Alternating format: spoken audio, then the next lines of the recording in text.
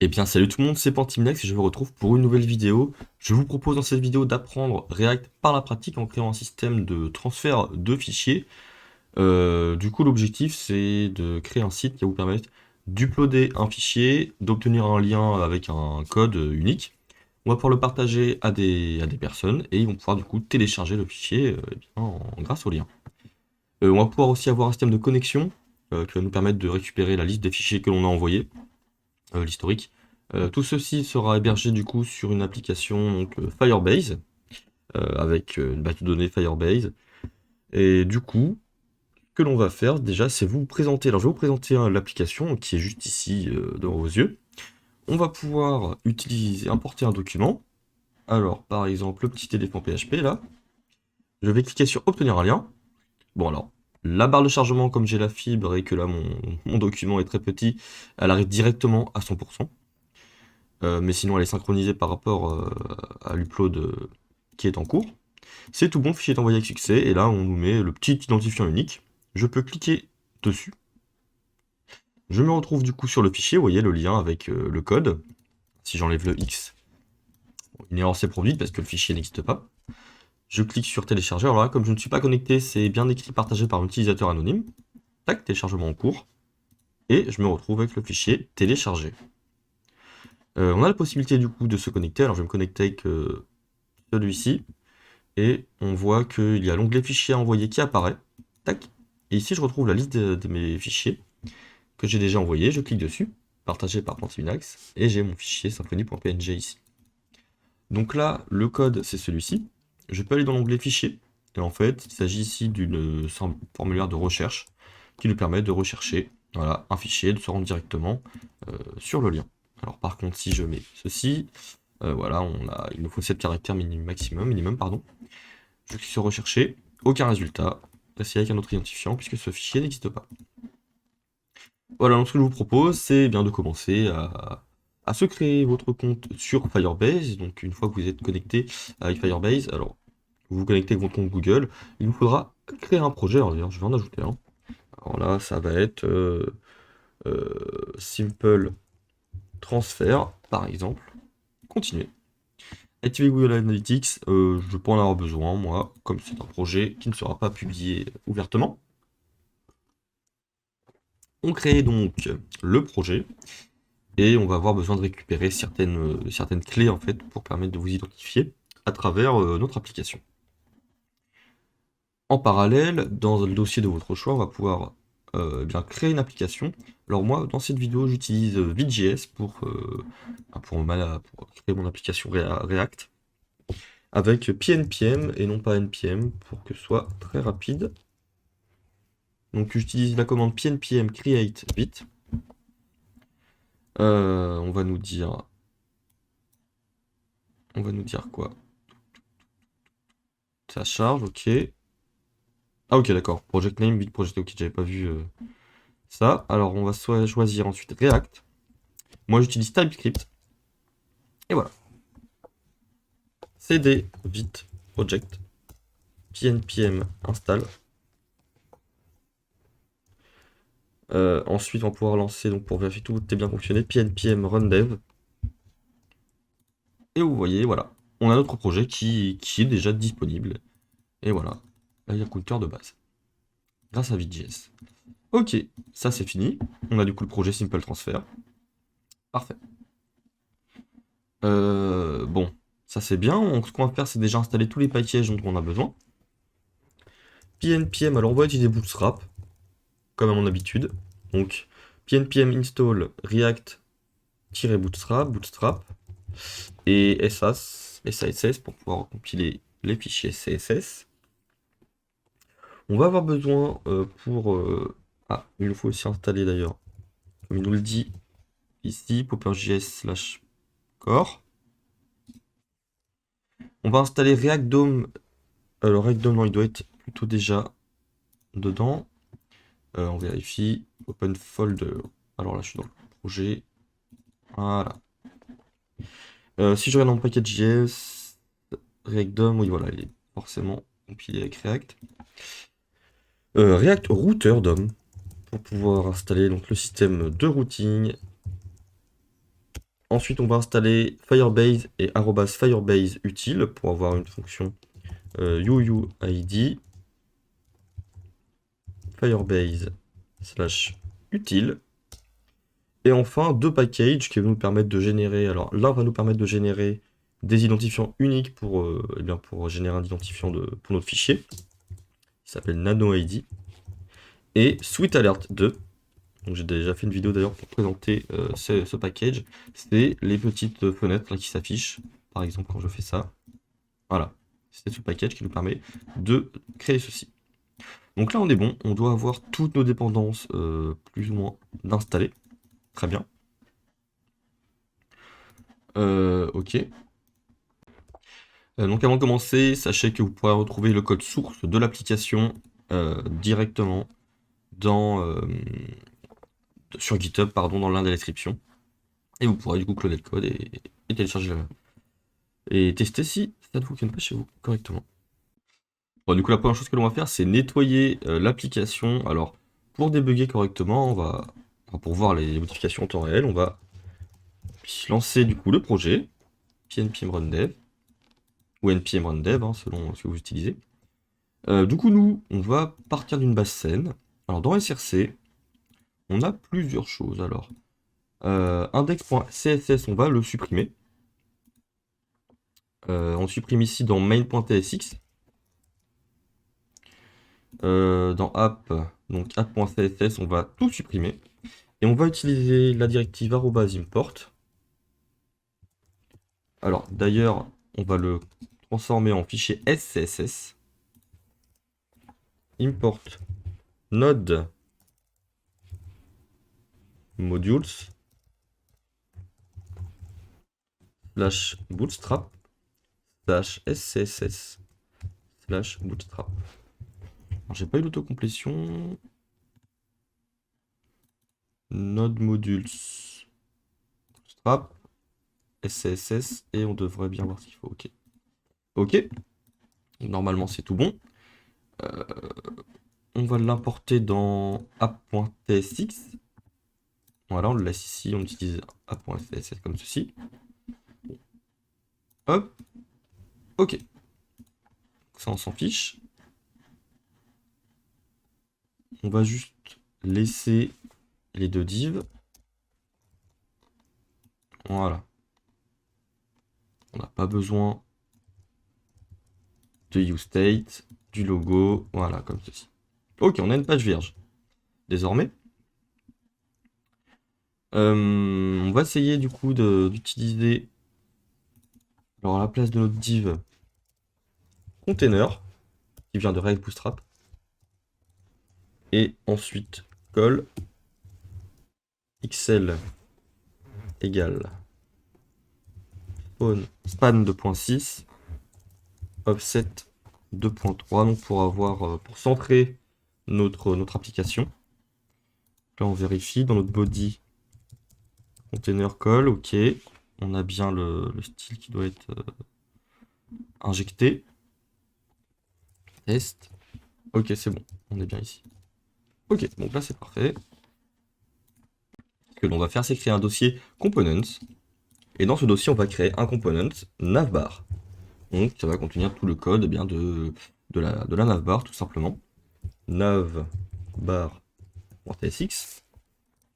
Avec la barre du haut. Hein. Donc du coup, export default fonction navbar. Donc là, on crée notre fonction qui va retourner notre vue. Donc, hop. Ici, on a juste une div pour le moment. Alors, je vais du coup, mon composant, l'utiliser dans app.tsx au-dessus de mon container. Navbar. Alors là, on va nous dire qu'il y a un problème parce que tous nos composants doivent être en fait dans un. Bah là, on a deux parents. Si on veut, on a deux composants qui sont côte à côte. C'est pas possible. Il faut obligatoirement qu'ils soient encadrés par un composant par an. Alors, par exemple, tout simplement ceci, c'est-à-dire rien. Hop, ça marchera. Voilà.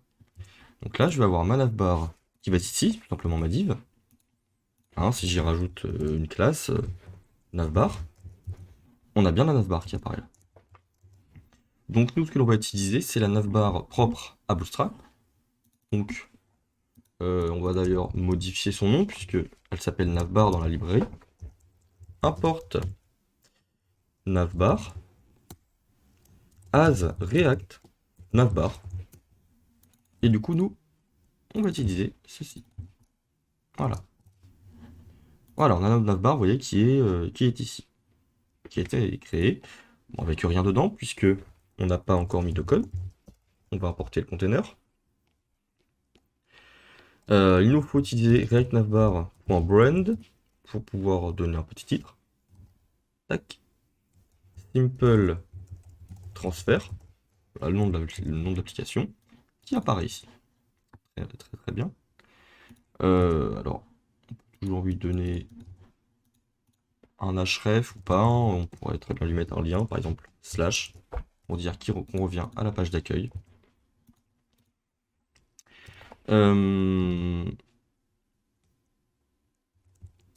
React Navbar.toggle. Est-ce qu'on s'embête à le mettre? Pourquoi pas? Pour le moment, on va juste mettre un nav.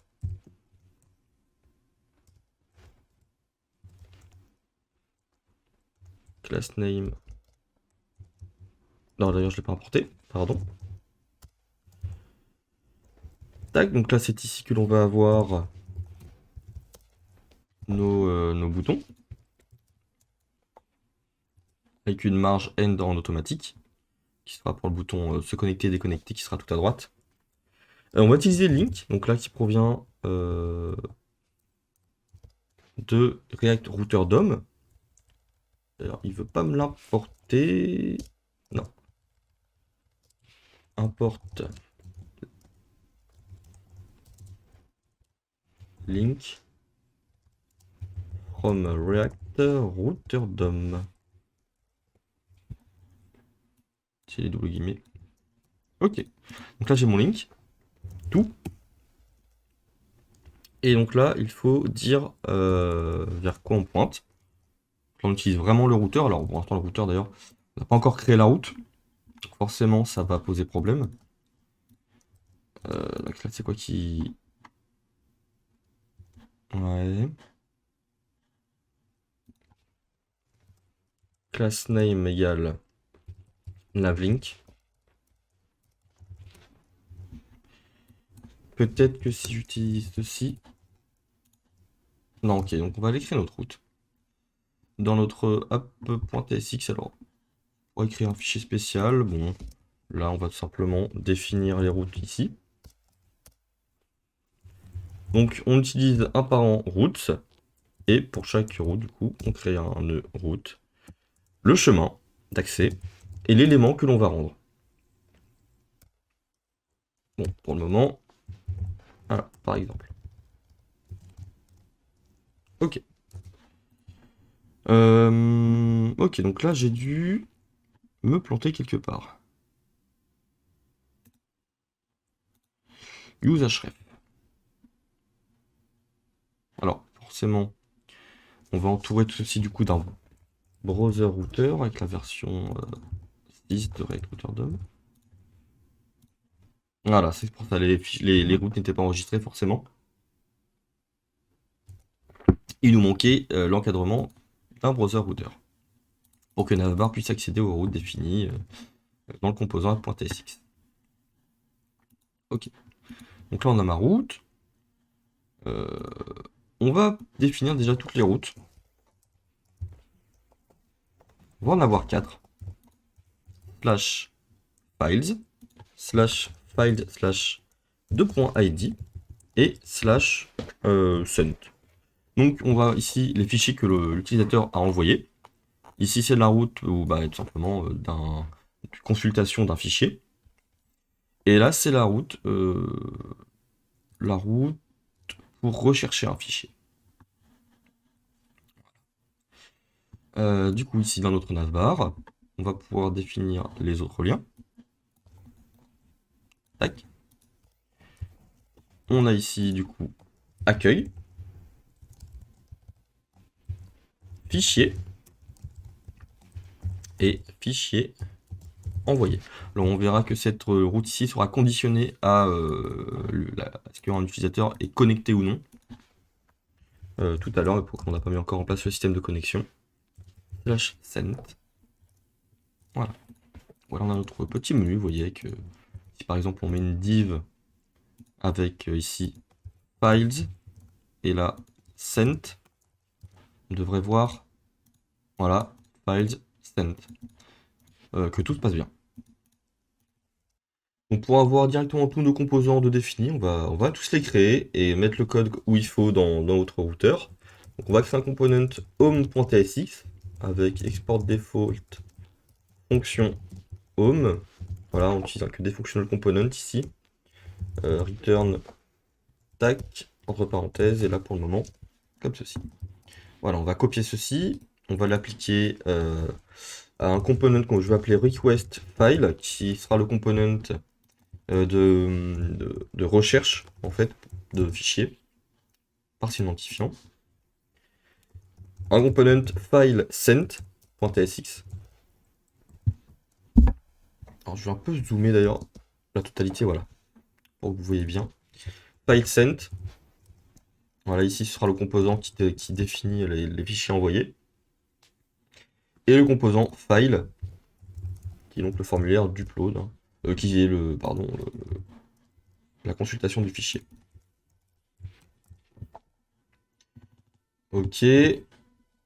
Donc maintenant on peut utiliser l'élément. Alors les éléments on va les importer. Et avant de les importer tout bêtement, on va utiliser l'importation lazy. C'est-à-dire qu'en fait, on va voir la différence. Si j'utilise il importe files.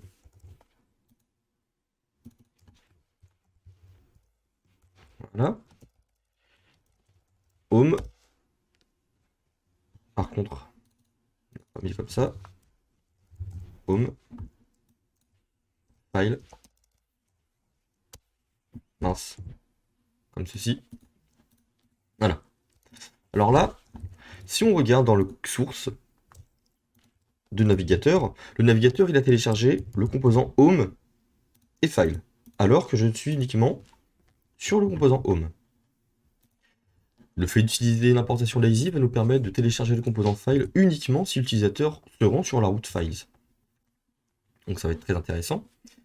Ce que l'on va faire, du coup, c'est définir const home égale lazy, qui est une fonction qui provient de React, qui va prendre une promesse en argument.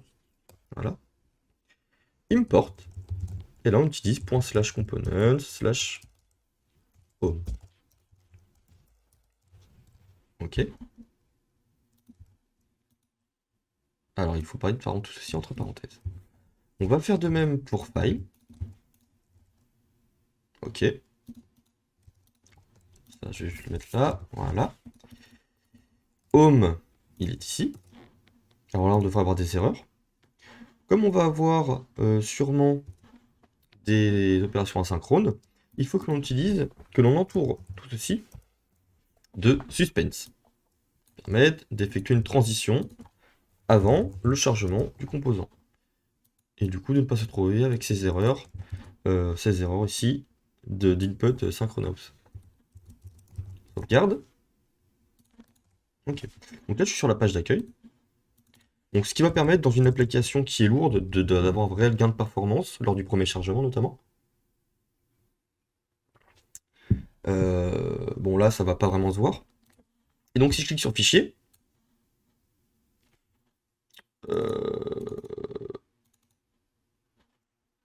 attendez. Ok. C'est normal. J'ai pas importé le bon. Ok. Donc là, je suis dans la page d'accueil. Component home navbar. Je clique sur Fichier. J'ai bien le fichier file qui est téléchargé. Donc là, si j'actualise la page, je suis sur le composant files. On voit bien la route. Le composant home n'est pas ici. C'est que lorsque je vais cliquer qu'il sera téléchargé. Voilà. Donc le fait de faire ceci en lazy permettra, si l'application grossit, d'optimiser les performances plutôt que de télécharger tous les composants dès lors de la première initialisation de l'application alors que ben, on n'y accède pas. File sent.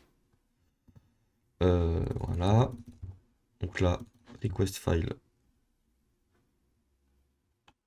C'est sûr, pardon, c'est ici. Request file. File sent.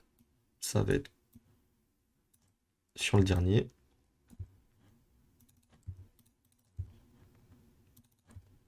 Et ici, suspense.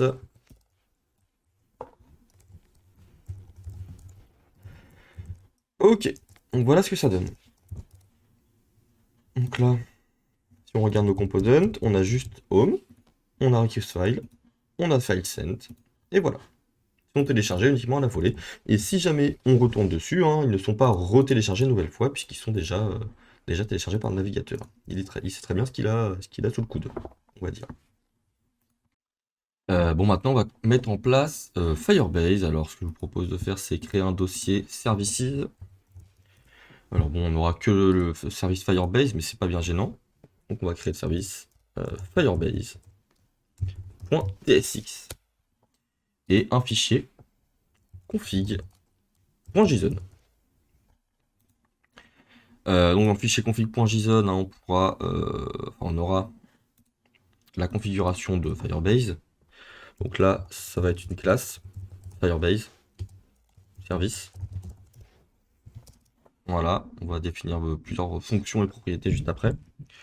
Et ce que l'on fait, c'est que l'on exporte une nouvelle instance de cette classe. Voilà, export default, new Firebase service. Ok. On va récupérer du coup la config qu'il nous faut. Donc sur notre projet Firebase, on va cliquer sur Web. Est-ce que c'est ceci? Non, c'est pas ceci, pardon. On va aller dans quoi? Authentification, j'ai utilisateur.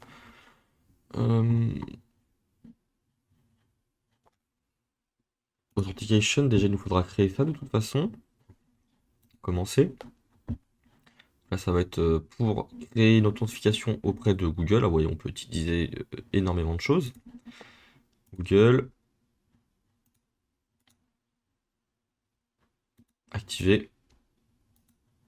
Nom public du projet. Alors, simple transfert. Voilà, mon adresse email. Enregistrer.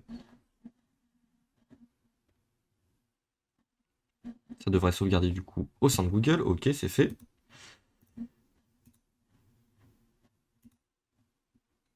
Code secret des clients web. Ok, donc ça. D'accord, on va voir ça.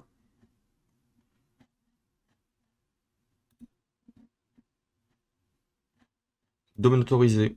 Alors là, nous, on va utiliser le domaine localhost 2.5173. Sinon, on risque d'avoir quelques petits problèmes.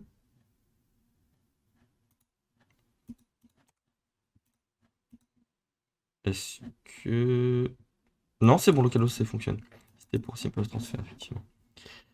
Ok, donc ça devrait être bon. Créer Firestore Database.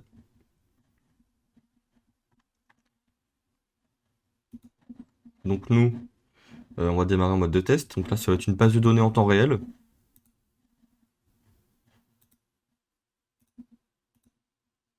Par défaut, les données seront supprimées dans 30 jours.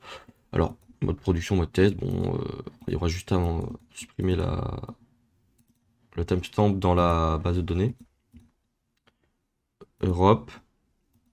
En fait, les accès du coup aux données seront pendant 30 jours si la règle reste en vigueur. On crée du coup le Cloud Firestore. Et en fait, je pense que tout à l'heure, j'aurais dû faire... Alors, ok. Terminer la configuration. Alors, enregistrer l'appli. C'est ça, finalement, web. Simple transfert. Enregistrer l'application. Et ensuite, on aura l'ajout du SDK Firebase. Alors, nous, on l'a déjà installé. Voilà. Et effectivement, voilà la config. Donc la config, je vais la copier. Je vais la mettre dans mon config JSON. Hop, je mets ça entre guillemets. Et voilà. J'ai du coup tout ce qu'il faut pour me connecter à Firebase. Terminé, terminé, terminé et terminé. Hop là. Voilà. Donc là, le Cloud Firestore, c'est un système de collection. On va voir comment les gérer. On va le gérer directement au niveau de React pour insérer des données. On a notre config, c'est parfait. On va pouvoir commencer à développer notre service. Du coup, première chose à faire, c'est d'importer initialize app from Firebase /app. On va créer un constructeur et on va utiliser initialize app qui attend en fait en paramètre une config. La config, ça va être tout simplement eh bien, import config from ./config.json. Je vais rester sur les guillemets par convention. Et voilà, dès qu'on va appeler donc notre service Firebase, on va initialiser l'application Firebase. Et on devrait avoir la connexion qui se fera correctement. Hein. S'il y a du rouge, c'est que c'est pas bon.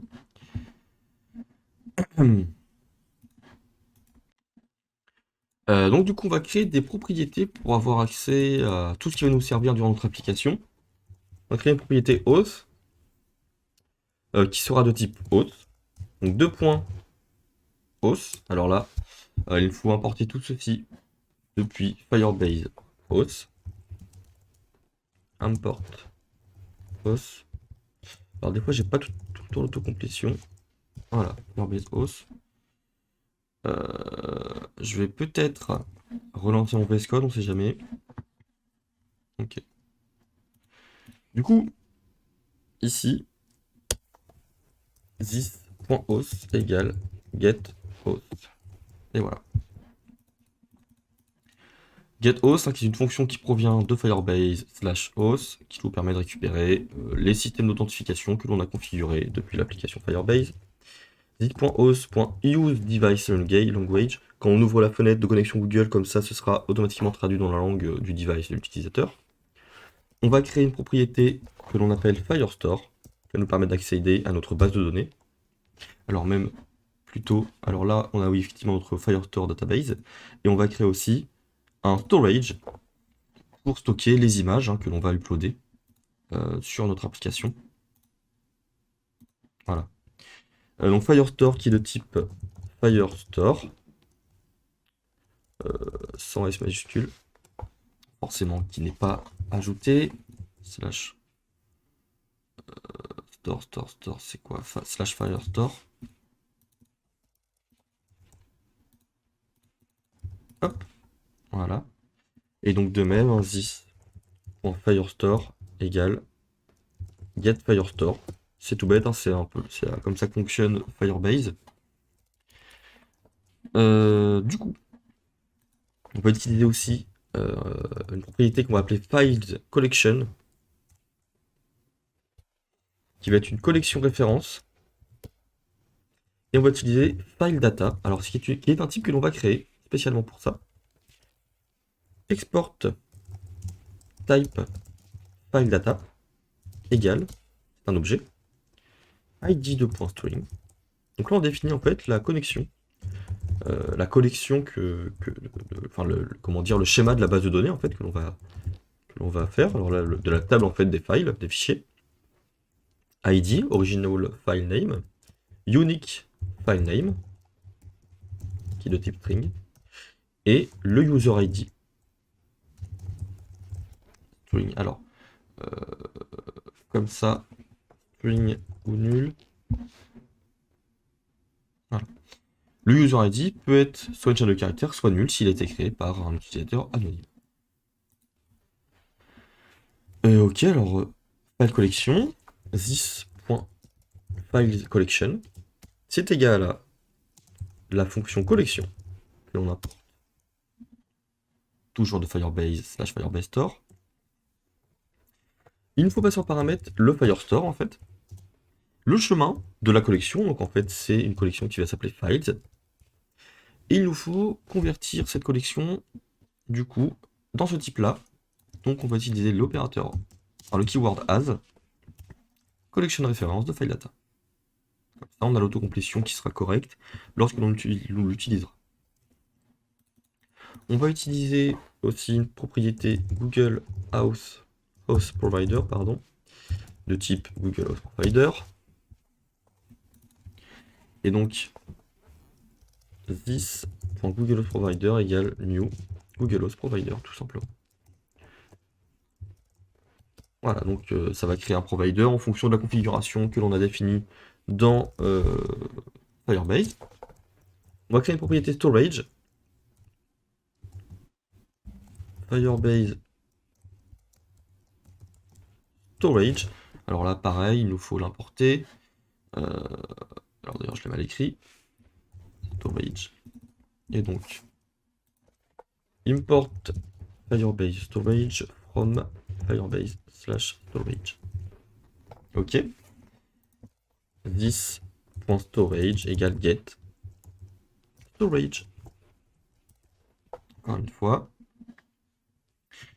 Ce que l'on fait, c'est aussi, on va créer une dernière collection, users collection.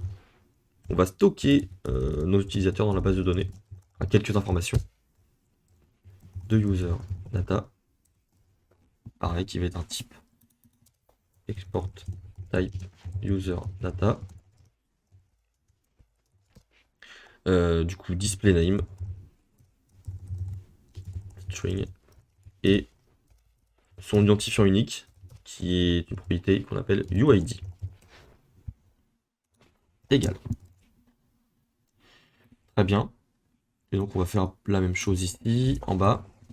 This.users collection égale collection de users as collection référence de user data. Donc là, on a notre fait service qui commence à être plutôt bien au niveau de l'initialisation. Très très bien. Ce que je vais vous proposer maintenant, c'est de créer un dossier contexte et on va définir notre host contexte. Ce contexte, on le définira du coup tout en haut, donc on va englober toute notre application par ce contexte pour pouvoir avoir accès à notre utilisateur bien n'importe où dans l'application. Host contexte.tsx. Alors, export const host context égale react.create context nul. Alors, pas comme ceci, soit je peux importer directement create context. Et du coup, on va créer un provider, host provider égale. Il faut du coup, comme on va englober alors ceci, host provider, toute notre application. Tac. Là, il nous gueule dessus parce que, eh bien, on n'a pas la possibilité de passer des paramètres. Children element. Du coup, dans le pour les arguments, on met children ici.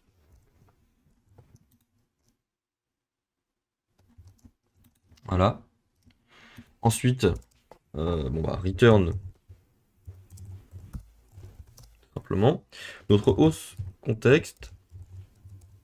Host contexte. Point provider. Et ici les enfants que l'on passe en paramètre. Très bien. Effectivement, il va nous falloir définir des valeurs. Le current user, on va utiliser un useState. Current user set current user égale useState du type user Firebase / host. Par défaut, notre user vaut nul. Value égale current user. Très bien.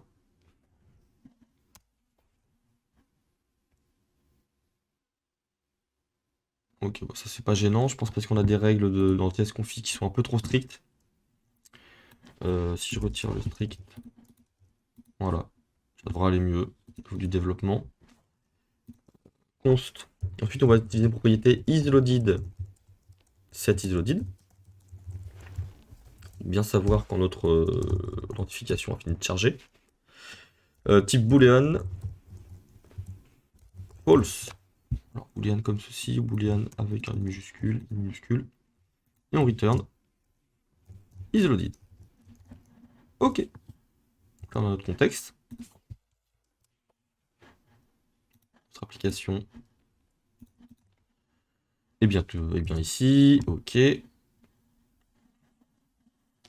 On va utiliser un useEffect pour du coup charger directement au chargement de la page.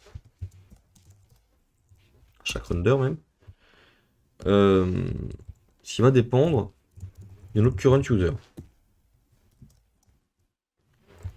Firebase service. Alors là, il faut l'importer. Import Firebase service from /service /firebase. Firebase.host.onHostStateChanged. Donc là, c'est un événement. On a en fait le user en paramètre. Si jamais notre événement est détecté ici, set current user set isLoaded true. Ok, le useEffect n'a pas été importé par contre.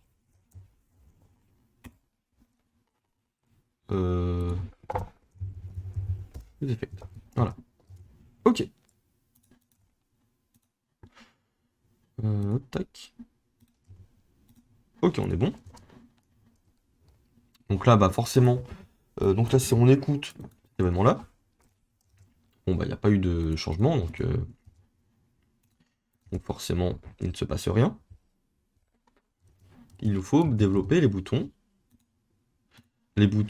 connexion et déconnexion pour pouvoir générer des événements de ce type. Alors si je vais dans mon composant navbar, ici, on va créer une div, class name. Alors en fonction du chargement que l'on va récupérer, current user is loaded aussi, égale use context, et du coup de host context, que l'on doit importer. Comme ceci. Oula. Voilà. Export default. Non, attends, je me suis trompé. Non, export default, export const, donc c'est bon. Ouais. Oula, d'accord, je me suis trompé dans la déclaration de la constante. Ça devrait être bien mieux. Ok. Dans mon navbar, je récupère ceci. Donc la classe, ça va être si jamais isLoaded, pas de classe, sinon des none. Voilà. Donc forcément là, on n'a pas, bah, on n'a rien de toute façon. Hop. Alors, caché.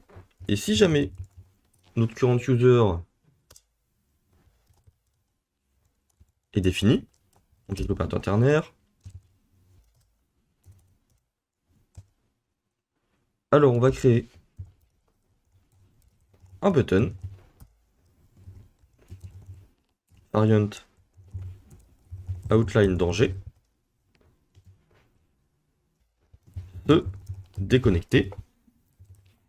Si jamais le current user est nul, alors le bouton ça sera se connecter. Et en variant primary. Ok, bon, on peut le mettre comme ça par exemple.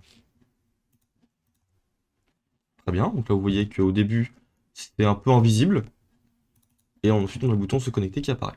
Donc là, mon user vaut nul, donc c'est normal qu'il soit comme ceci. Par contre, ça, je dois le mettre après ma nav parce que j'ai mon margin end auto. Et voilà, comme ça, il apparaît bien tout à droite. Donc on va directement aller dans notre service Firebase et créer des fonctions du coup qui vont nous permettre de se connecter et de se déconnecter. Async sign in with Google qui va nous retourner une promesse de user credential. Ça va pas être compliqué, on va faire un try catch. Donc, return nul dans le cas d'un catch. Pas s'embêter. Et sinon, si tout se passe bien, enfin, on va déjà récupérer le user credential à partir de la fonction awaiting in with popup this.host this.google provider. Google Host Provider. Et il nous faut créer une fonction. Alors, déjà, on va l'appeler dans la navbar, dans le bouton se connecter, on-click. Alors, c'est une fonction du coup asynchrone.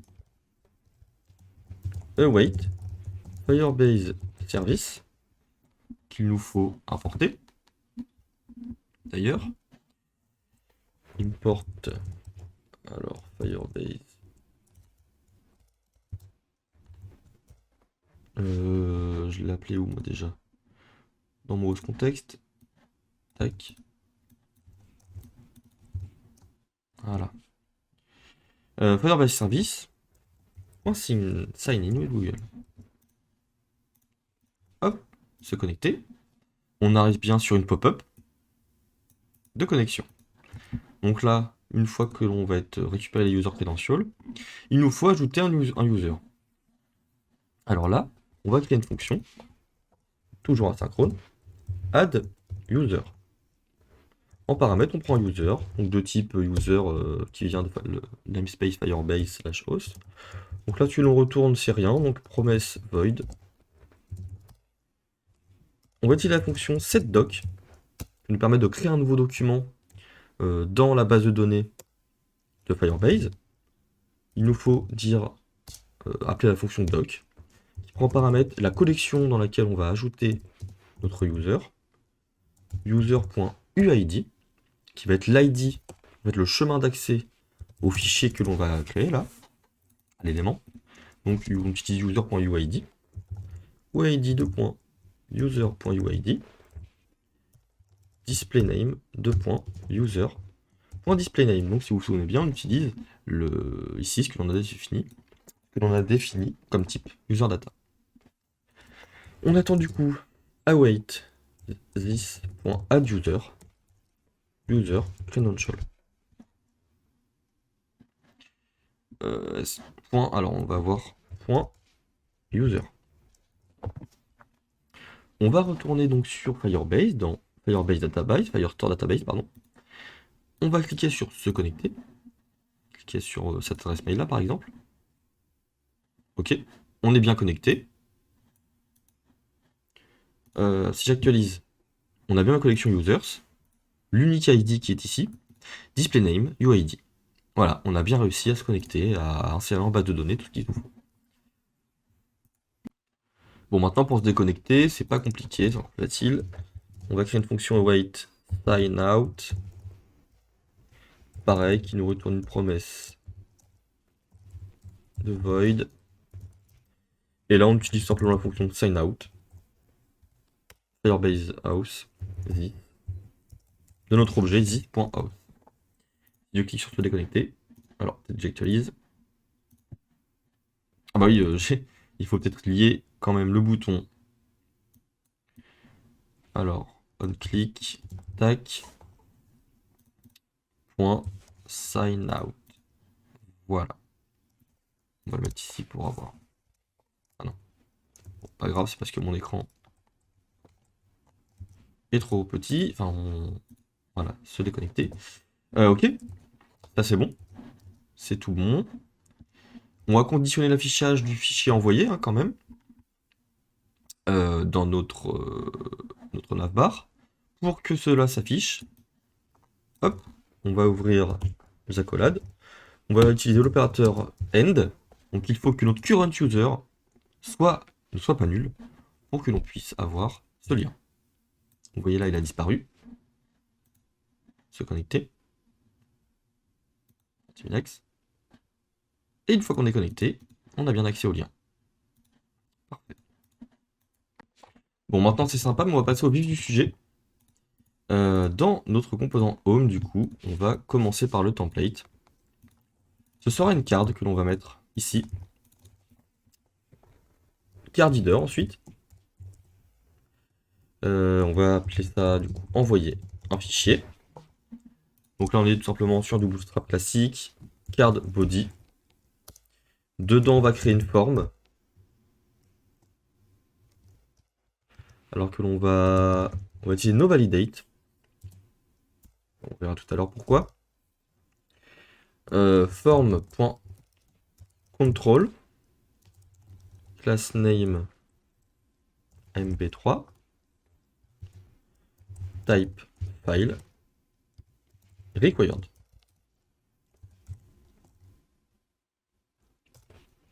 Button. En class name, on va utiliser W100 pour qu'il ait une taille de 100% qui prenne toute la largeur. On l'appelle ce bouton, on met le texte obtenir un lien. Et type submit.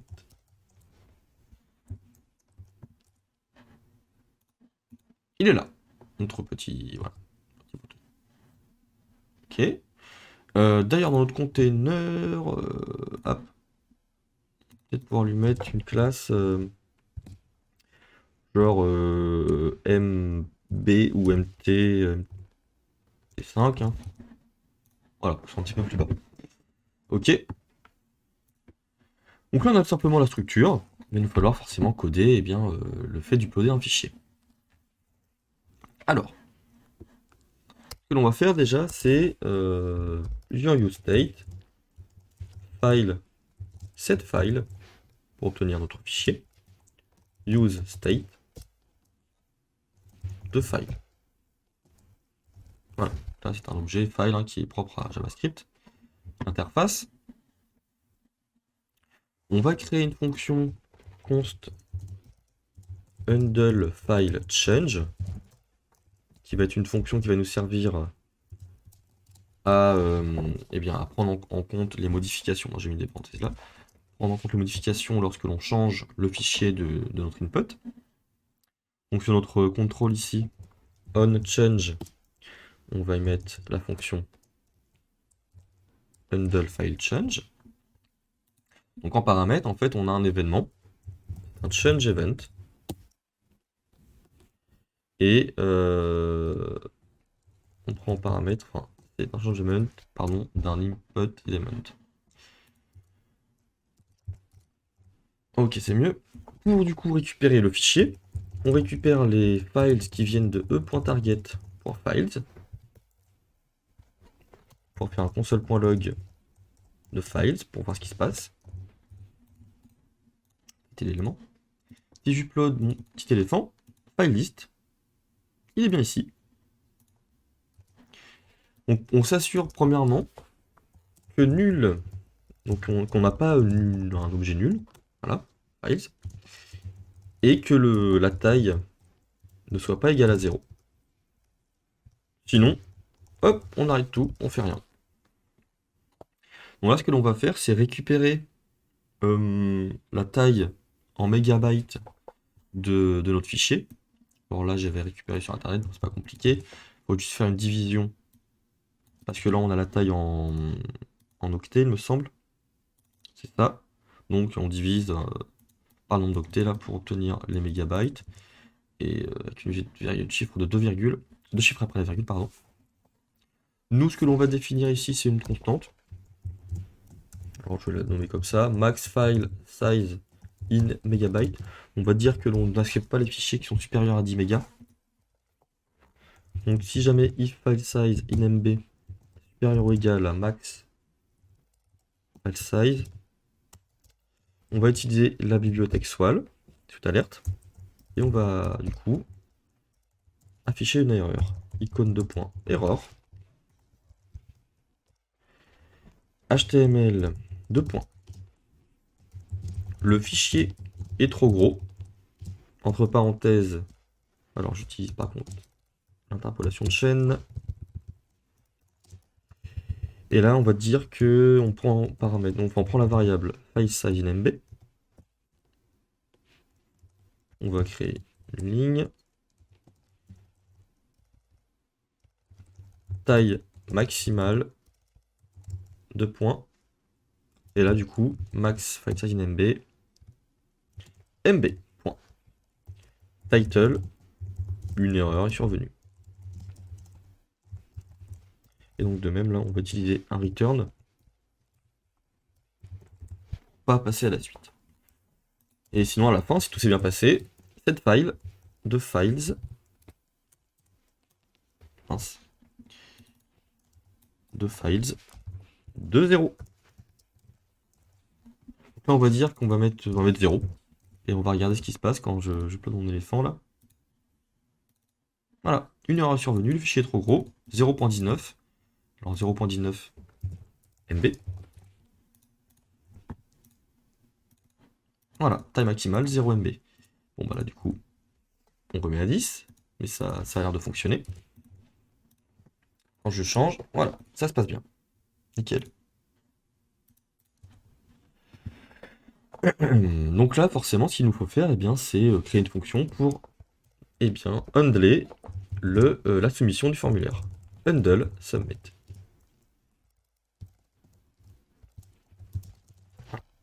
Donc là, type submit, on met le unsubmit sur notre forme. Unsubmit égale handle submit. Ok. On va créer une propriété validated, const validated set validated égale use state. C'est un boolean. À la base, on met false. On a mis nos validate parce qu'en fait, on va gérer la validation nous-mêmes. Validated égale validated, tout simplement. Et donc, au moment de la soumission, on va faire un e.preventDefault. Alors, forcément, il nous faut récupérer l'événement qui est ici. Form event. HTML. Form element. Donc, e.preventDefault. Donc, si jamais e.currentTarget.checkValidity n'est pas bon, hein, si cela nous retourne faux, on va utiliser cette validated true. Alors, ça nous retourne quoi? Ok. Donc là, si je peux obtenir un lien, on nous dit il y a un problème. Il y a un problème, c'est pas bon. C'est vide. Du coup, c'est juste pour ça. Hein. On fait ça. Il va falloir nous récupérer un unique file name. Donc ça, c'est dans Firebase Service qu'on va développer cette fonction.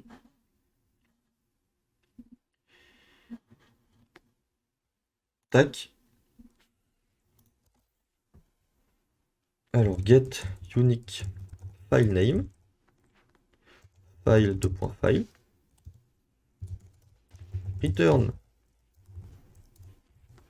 Et on va utiliser la fonction UUID v4 qui provient de @firebase/util. Ok. Point. Et là, on récupère le file. Point file name. Point name. Point split. De point. Point pop. Donc la méthode split va permettre de récupérer toutes les parties du nom du fichier. Avec le point pop, on récupère en fait la dernière partie du point, tout simplement pour récupérer l'extension en fait, du fichier. Comme ça, on nomme le fichier avec un nom aléatoire, mais on garde toujours son extension qu'il avait lors de l'upload. Voilà. Donc là, pour ceci, pour l'upload, const unique file name égale Firebase Service. Alors, que je vais devoir réimporter. Tac. Ok. On get unique file name. Ok. Forcément, il nous faut dire que l'on return un string, chaîne de caractères, et qu'on passe en paramètre le fichier. Très bien. Ce qu'il nous faut faire maintenant, c'est bien créer la fonction upload file. Upload file ici. Upload file. File de point file. File name de point string. Ça return une upload task qui est propre du coup à Firebase Storage. Donc là, il nous faut une référence à notre storage. Storage ref égale ref 10.storage file name. Donc c'est l'emplacement d'où sera stocké le fichier. Return upload byte resumable storage ref file. Donc à partir de là, on va avoir une instance d'upload de notre fichier. Et ce que l'on va faire, c'est... alors, j'ai pas mis ma progress bar. On va l'ajouter. Progress bar animated. Class name mb3. Hop. Now égale... Alors, du coup, il nous faut créer une state upload progress. Label égale...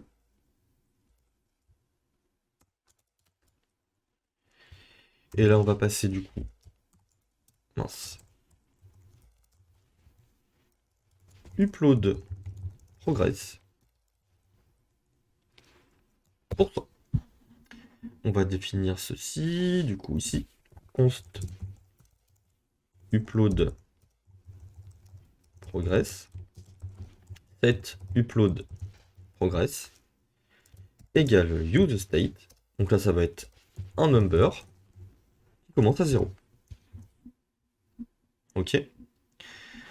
Avec Firebase du coup, donc là on va récupérer notre upload task, on va pouvoir accéder à un événement, Firebase service.upload file, fichier, unique file name.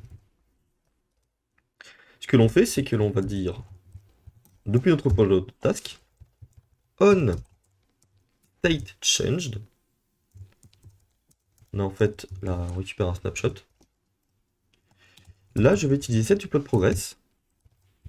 Et là, je vais arrondir le résultat de snapshot.byte transferred slash snapshot.totalbytes fois 100 pour récupérer mon pourcentage d'upload actuel du coup.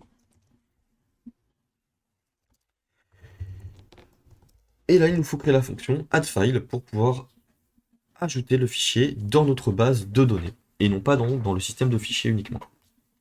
Donc dans Firebase Service, c'est la même chose que add user. Donc on va récupérer ceci.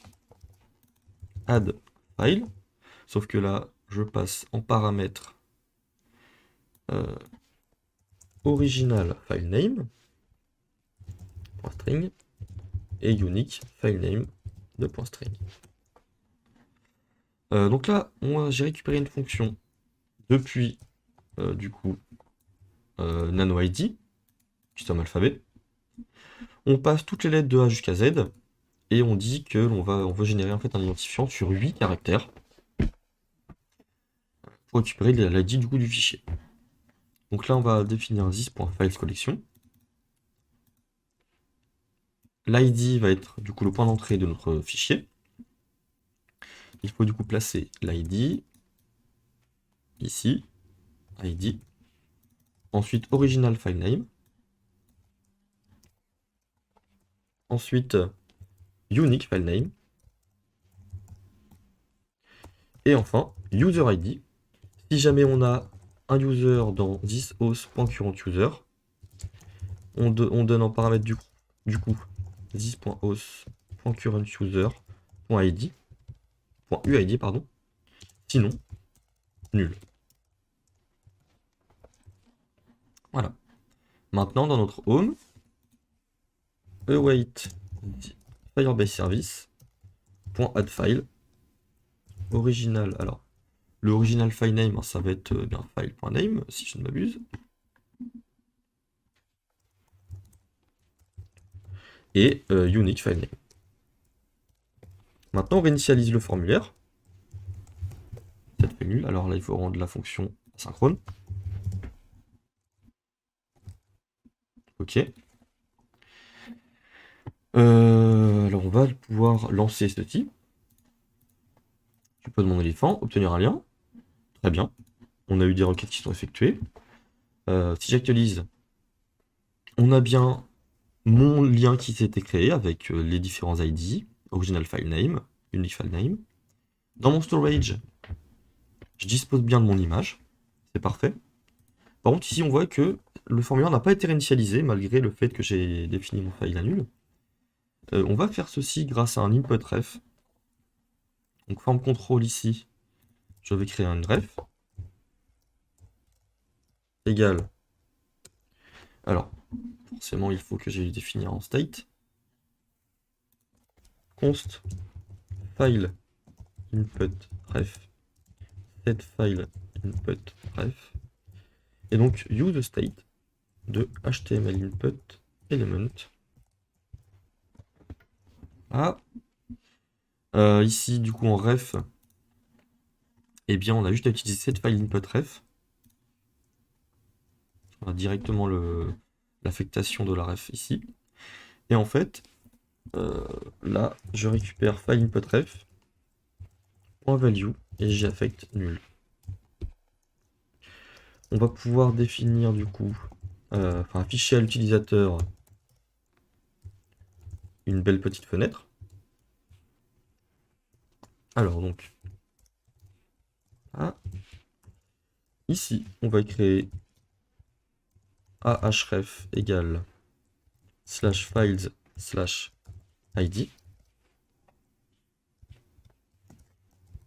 Et ici, on met l'id en affichage. Alors, id, pardon. Oui, const id. Il faut récupérer en fait l'id d'ici. Donc, return id. Promise de number. C'est quoi? C'est un string, pardon. Voilà. Ok. Ça va être beaucoup mieux. Ensuite, icône, ça va être success. Texte. Le fichier est envoyé avec succès. Et enfin, title, par exemple, c'est tout bon.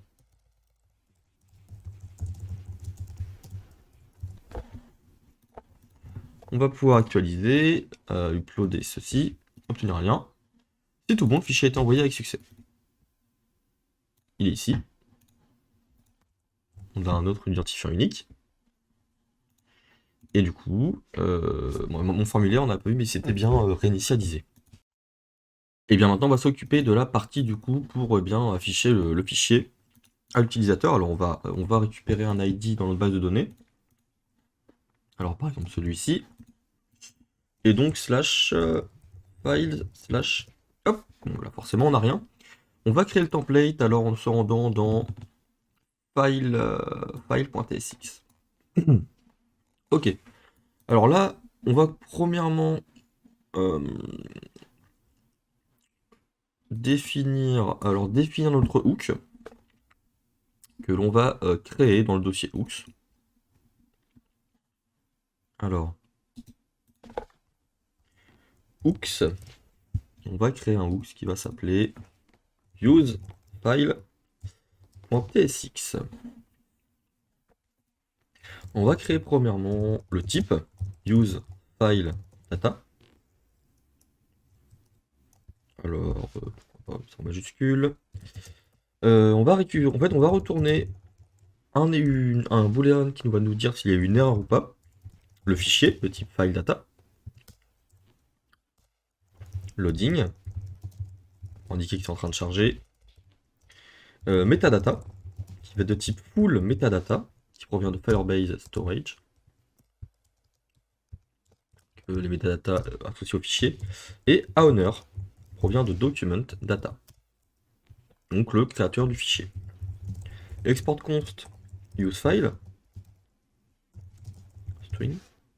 Alors, on crée un hook de façon à un custom hook de façon à pouvoir réutiliser ce hook partout où on a besoin. Donc, alors je vais récupérer juste ça. Comme ça, on pourra utiliser le useFile partout dans le code sans avoir à utiliser un useEffect plusieurs fois dans le code, etc., etc. Donc là, j'ai défini pour toutes mes propriétés un useState. Je vais créer une fonction que je vais appeler fetchData, qui va être asynchrone. On va faire un try-catch. En premier lieu, je vais récupérer le fichier avec await Firebase service.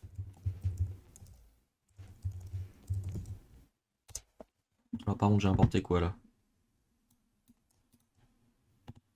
Faut que j'importe Firebase.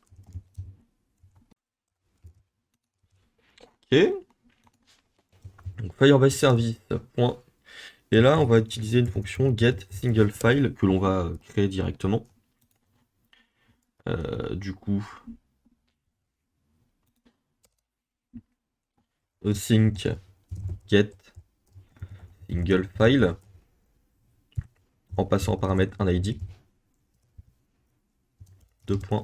Promise de file data. Const file data égale await get doc.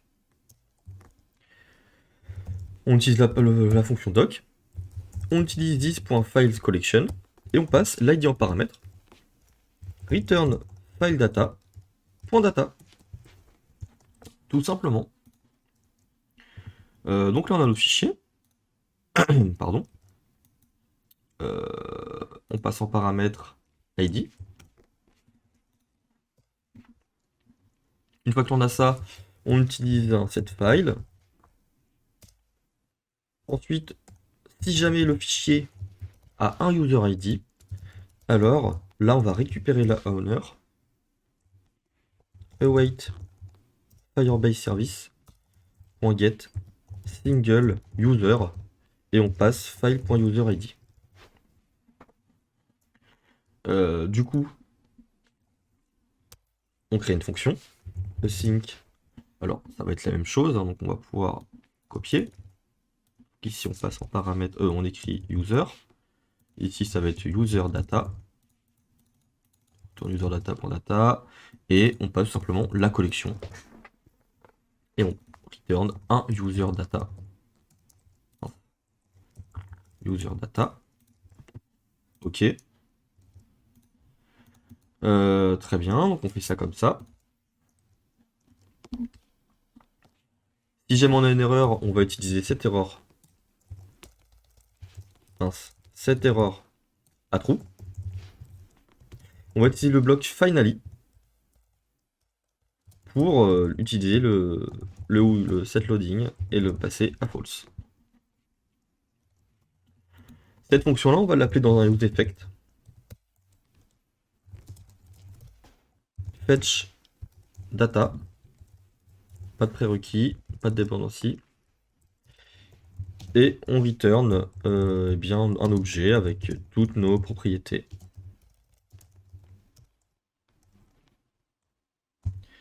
D'ailleurs, les métadatas, je les ai pas appelés. Il faut que je l'utilise.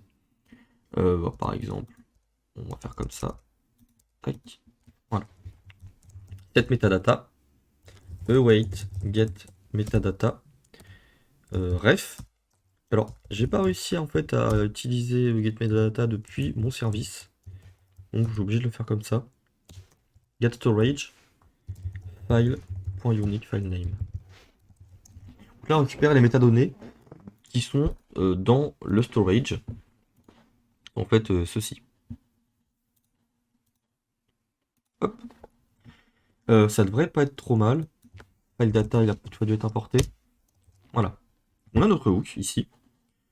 Et donc, dans notre file.tsx, on va forcément l'utiliser.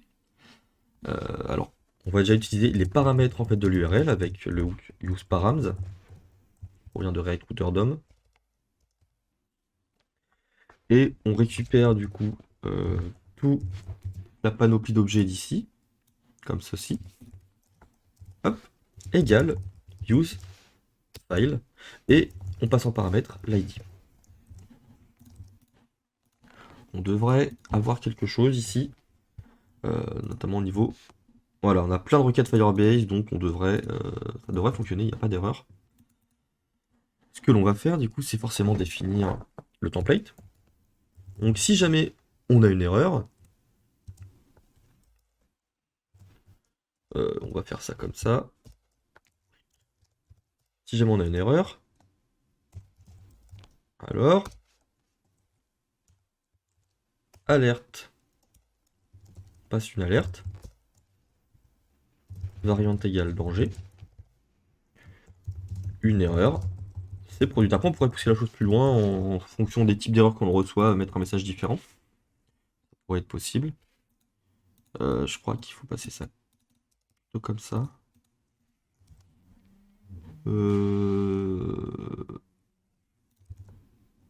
J'ai du mal à faire quelque chose. Oui, oui, c'est normal. 2 points. Hop. Voilà. On va mettre comme lui.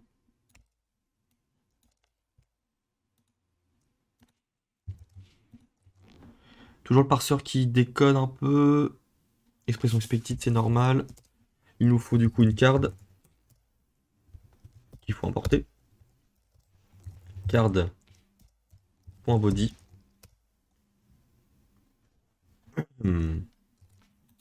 Ok. Si jamais vous voyez, on va mettre à la place du X rien. Une erreur s'est produite. J'en ai pas d'erreur.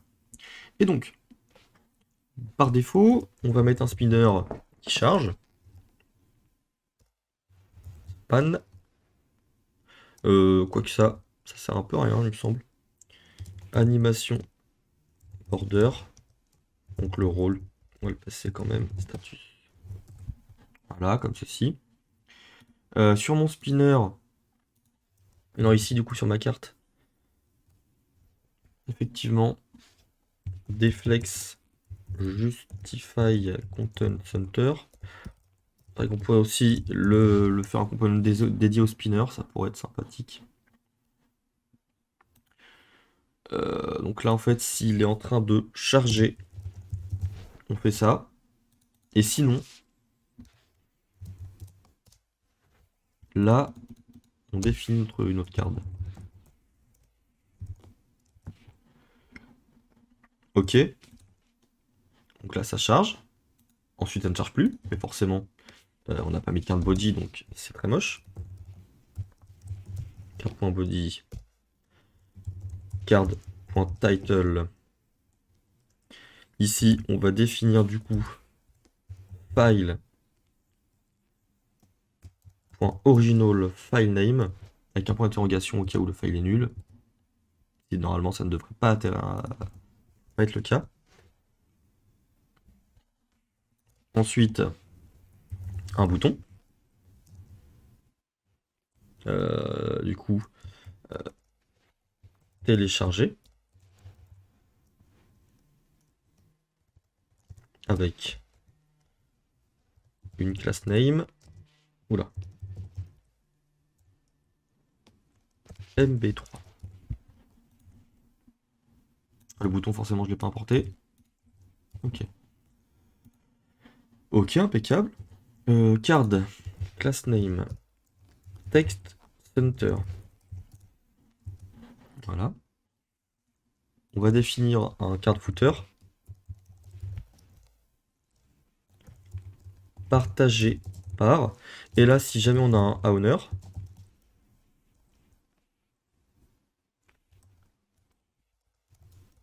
on va mettre owner.displayName. Sinon, un utilisateur anonyme. Parfait. Bon, ça me paraît pas mal du tout. Ce que l'on va faire, c'est utiliser un useState pour downloading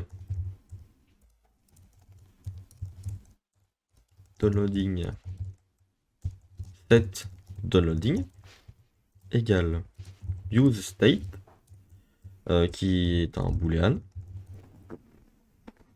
false de base. Du coup, dans le cas où on est en train de télécharger, alors là, on va modifier ça, effectivement. Downloading. Si j'ai mon télécharge, on désactive le bouton pour ne pas pouvoir cliquer dessus plusieurs fois. Sinon, on a juste la classe MB3. Ok, en variant, pourquoi pas mettre success. On va avoir un on-click dessus. Handle download. On va mettre ça comme ça. Voilà. Il faut créer cette fonction. Const handle download égale. Hop. Alors, pour pouvoir développer ceci, alors déjà premièrement quand on clique sur le bouton, il nous faut définir cette downloading à true. Voilà. Et d'ailleurs, dans le cas où on a downloading, on va modifier aussi le texte. Téléchargement en cours. Sinon, télécharger tout court. Voilà, parfait. Donc ici, ce que l'on va faire, c'est récupérer le blob, donc les bytes en fait, du fichier, avec la fonction getBlob de Firebase. Il nous faut ref getStorage et en paramètre de notre ref, file.unique filename. Ensuite, on va construire notre URL avec du coup la classe URL, la méthode createObjectURL depuis un blob.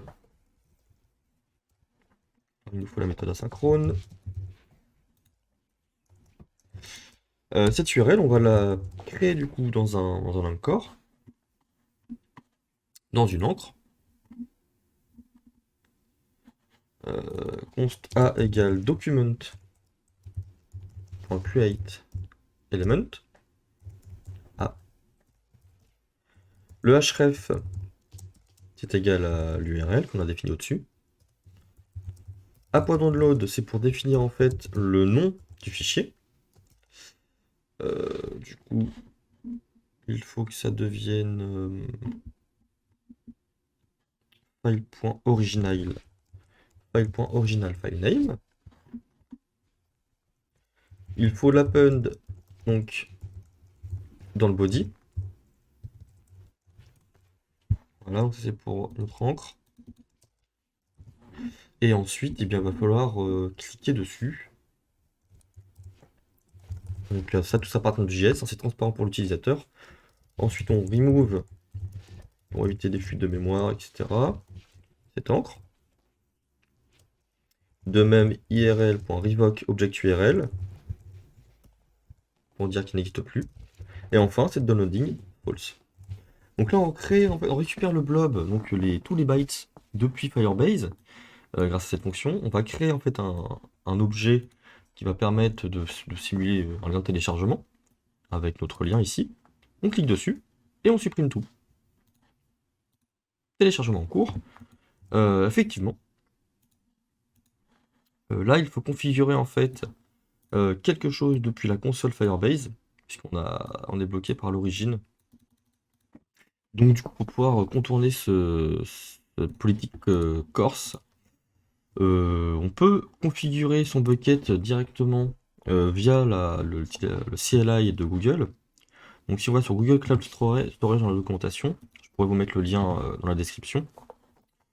En fait, il faut installer JS Util.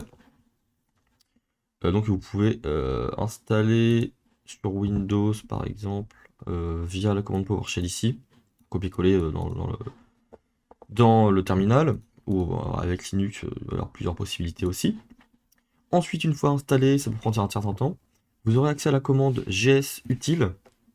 Il vous faudra télécharger, donc, ou alors créer un fichier JSON avec ce contenu. Voilà, course.json.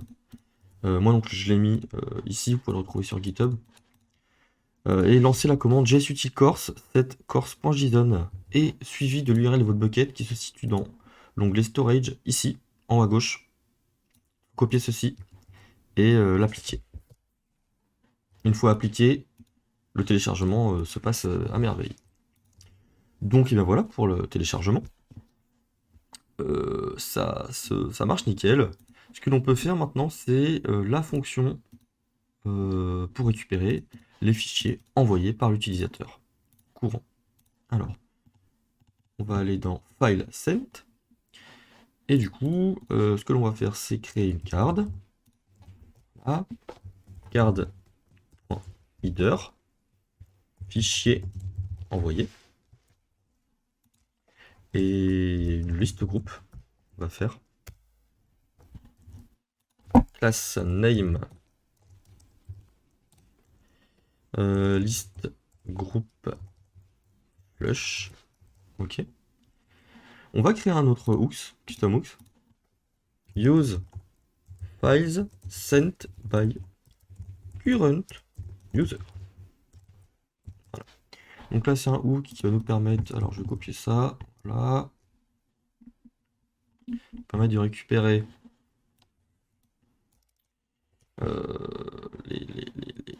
D'ailleurs, je peux faire un use files sent by current user data. Donc de récupérer le current user et les fichiers qu'il a envoyés. De type user. On va voir. Pour récupérer le current user, on utilise le use context de mon host context. Voilà. Ok. Alors d'ailleurs, on n'a pas défini de titre ici. Si, type user. Ok. Ça devrait être bon. Ok. Alors. Fetch data, ça va être un peu plus facile que ça. On va simplement faire set files en écrivant d'abord notre use state. Files set files égale use state de file data. Alors là, c'est même un arrêt de file data. Et par défaut, c'est un tableau vide. Await Firebase service .get. Et là, files sent by current user. On va créer cette fonction directement dans notre service Firebase. Alors,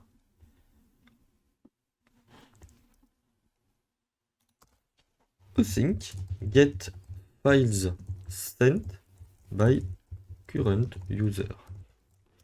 Deux points. Promise de file data avec les crochets pour dire que c'est un tableau. Il nous faut en fait créer une query. Firebase, donc Firestore nous permet de faire des queries dans la collection des fichiers. On va utiliser la fonction where. Et là, du coup, on récupère la colonne user-id. On utilise l'opérateur égal. Et il faut qu'on récupère les fichiers qui sont égaux à this.host.currentuser.uid. En fait, après, on récupère un query snapshot avec await get docs. Et on passe en fait en paramètre la query. Const files file data égale un tableau vide. Alors on peut le faire dès le début, ça par exemple. Et du coup ici, oula, j'ai pu écrire query snapshot. Query snapshot, elle va contenir plusieurs documents. Et donc pour chaque document, files.push doc.data. On récupère les données du document. Return files. On devrait plutôt être bien à ce niveau-là. Du coup, dans mon hooks, page data, on return current user et files. Tac, tac, le user, on va l'importer. Voilà. Files, c'est file data. Comme ça. Oh, pardon. Ok. Donc, maintenant, dans notre vue, si jamais 0 est égal à files.length, files.length, d'ailleurs, forcément, il nous faut récupérer const files égale use files sent by current user. Alors ça, il faut effectivement... Hop. Oula, j'ai mis... dans les datas. Voilà. Export défaut, non, c'est bon, export compte, use files. Ah oui, j'ai mis un U majuscule. Niveau là, non. Ok.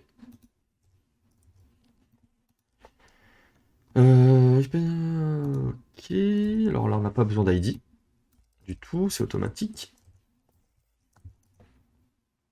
Égal files.length. Si jamais c'est égal à ça, on crée juste un item avec vous n'avez, ou alors juste aucun fichier envoyé. Et dans le cas contraire, on va faire un files.map.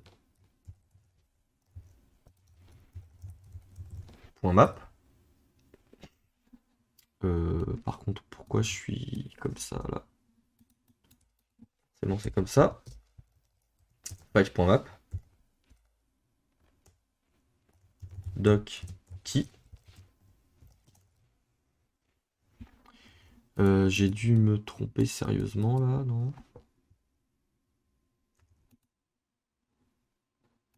Ok.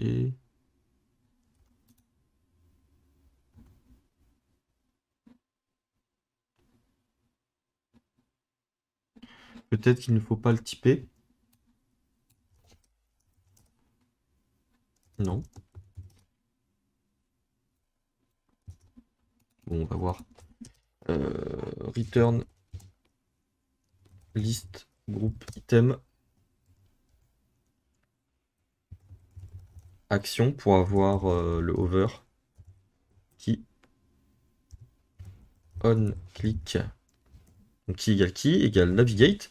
Donc navigate, ça vient de React Router DOM.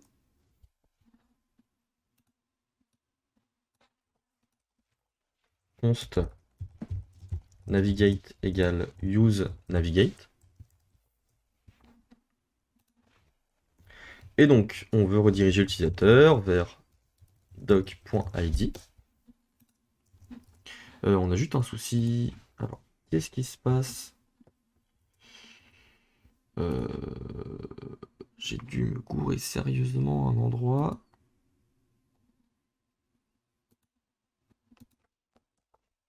Ok, ça paraît beaucoup mieux. Donc on clique. Hop.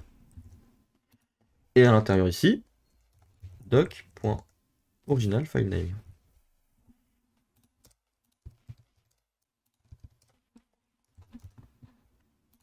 Ça me paraît plus sérieux.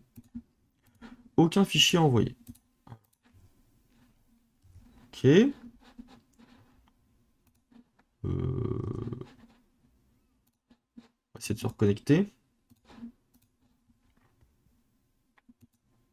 Ah bah lui forcément, je n'ai pas envoyé de fichier.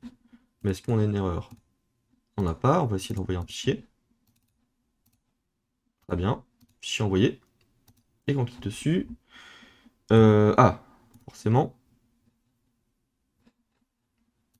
/files. C'est parfait. On a bien la redirection qui se fait correctement. Donc maintenant, il va nous rester la recherche de fichiers dans request-file.tsx.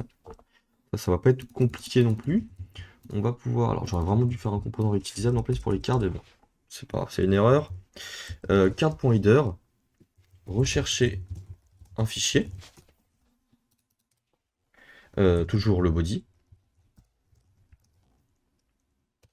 une forme, onSubmit, alors on verra tout à l'heure pour la forme, forme voilà, onSubmit égale handle submit, on va directement créer la fonction, const handle submit égale tac, ok. Donc ça va être de type form event, comme on a fait tout à l'heure. Form event, HTML form event.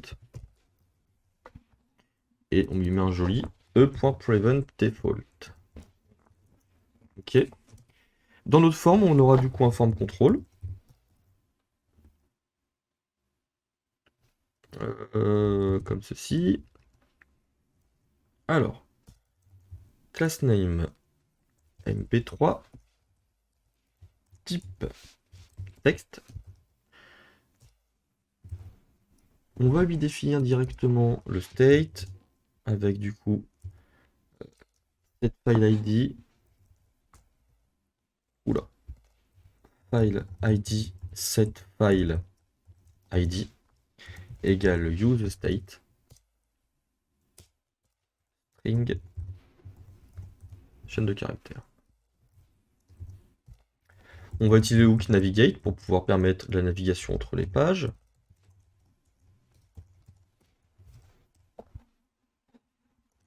Ok. Alors, on va directement faire le onChange. Donc au niveau du file ID, c'est pas compliqué, onChange, tac, set file ID, là on peut avoir le e.target en value, tout simplement. On peut mettre un placeholder. Exemple A, B, C, D, G.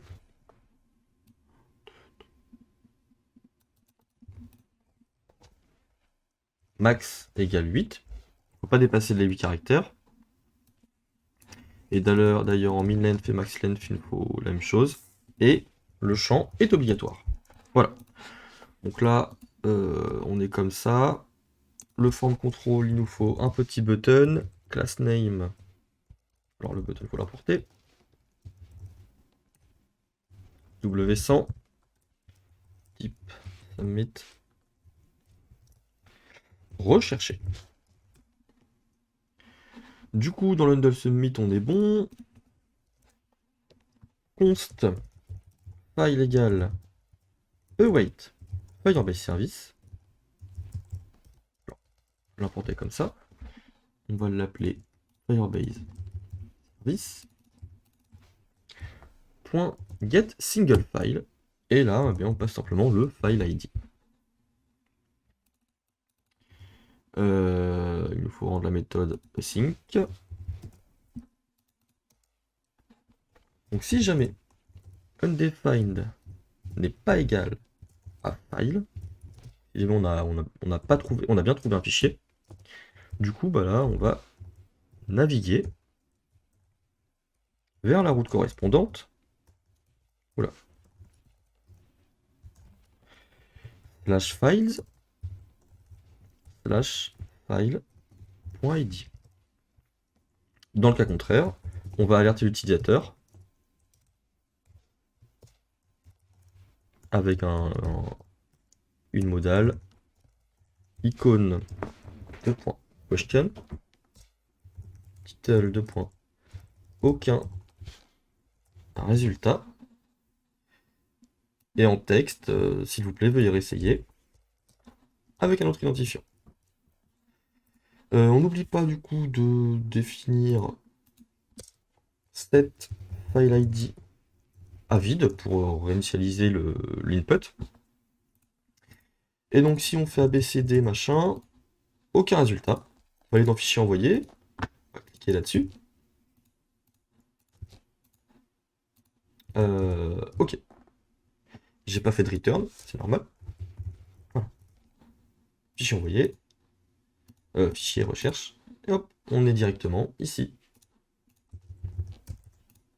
Et là, aucun résultat.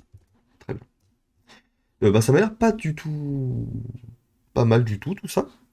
Donc on a réussi à développer un petit système de transfert de fichiers. Alors il y a beaucoup d'axes d'amélioration possibles, que ce soit dans le code React ou bien même au niveau de l'application en général. Et j'espère que vous avez quand même retenu quelques différentes choses, notamment donc, avec l'utilisation de Firebase, certains custom hooks et l'utilisation des états donc, dans React. Si vous avez des questions, n'hésitez pas à laisser un commentaire. J'essaie de lire tous les commentaires et d'y répondre. Et je vous retrouve très bientôt pour une prochaine vidéo.